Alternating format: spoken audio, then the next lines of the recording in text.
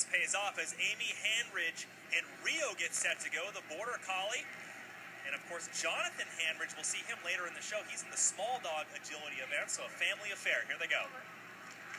Border Collies, of course, a really prominent breed in this event because of their focus and determination and their agile nature.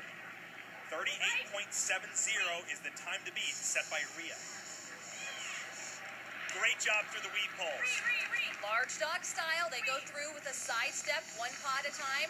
Listen to her command. A little shh. They all have their own words. Own words, own encouragement for them out there on the field.